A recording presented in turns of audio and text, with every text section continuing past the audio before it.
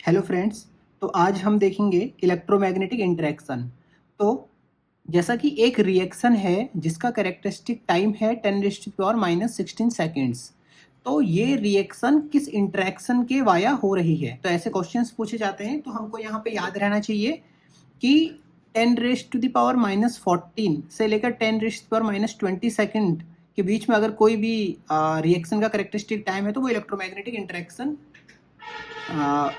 के वाया हो रही है। तो इंटरेक्शन क्या है? Electromagnetic interaction.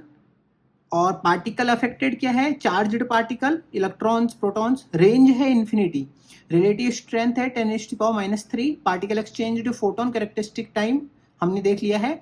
और रोल इन द यूनिवर्स है determine the structure of atom, molecule, solid and liquids. Okay, next है ये इंटरेक्शन की स्ट्रेंथ स्ट्रॉन्ग फोर्स से 1000 टाइम्स कम है, क्योंकि स्ट्रॉन्ग फोर्स का 1 था रिलेटिव स्ट्रेंथ। तो ये 10⁻³ मतलब 1000 टाइम्स कम है। हम डेली लाइफ में ग्रेविटेशनल एंड इलेक्ट्रोमैग्नेटिक को ही फील कर पाते हैं। ओके, बिकॉज स्ट्रॉन्ग फोर्स और वीक फोर्स बहुत ही स्मॉल लेवल पे होते हैं, न्यूक्लियस लेवल पे एग्जिस्ट करते हैं इसलिए। और जबकि इलेक्ट्रोमैग्नेटिक की रेंज इन्फानाइट है। स्ट्रॉन्ग इंटरेक्शन का रेंज 10⁻⁻15 एंड वीक इंटरेक्शन का रेंज 10⁻⁻18 मीटर है। तो ये बहुत स्मॉल है, तो इन्हें फील नहीं कर सकते हैं। तो लास्ट है वीक इंटरेक्शन। तो इसके लिए क्वार्क्स एंड लेप्टॉन्स इसमें पार्टिकल इफेक्टेड है। रेंज है 10⁻⁻18। हमको पता है न्यूक्लियस का साइज कितना होता है, 10⁻⁻15। ओके, तो न्यूक्लियस के अंदर चल रहे हैं सारे फोर्स। ये वीक इंटरेक्शन न्यूक्लियस के अंदर चलेगा। इसका रिलेटिव स्ट्रेंथ है 10⁻⁻13। तो आप समझ सकते हैं कि स्ट्रॉन्ग फोर्स जिसका स्ट्रेंथ 1 था, उससे ये 10⁻⁻13 टाइम्स स्मॉलर है।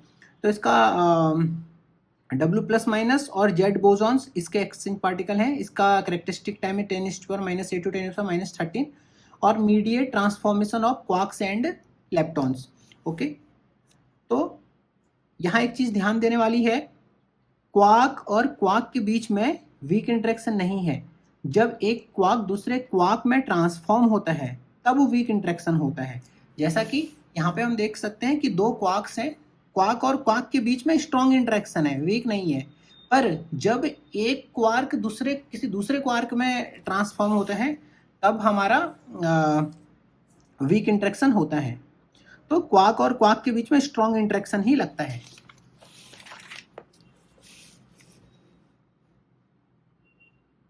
अभी हम लास्ट फोर्स देखेंगे which is gravitational force.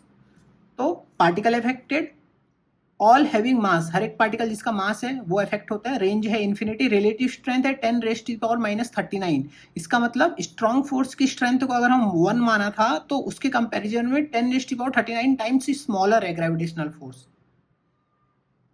Particle exchanged है ग्रेविटॉन। तो हम ये देखेंगे कैरेक्टरिस्टिक टाइम्स ईयर्स में। और role in the universe, assemble matter into planet, stars and galaxies.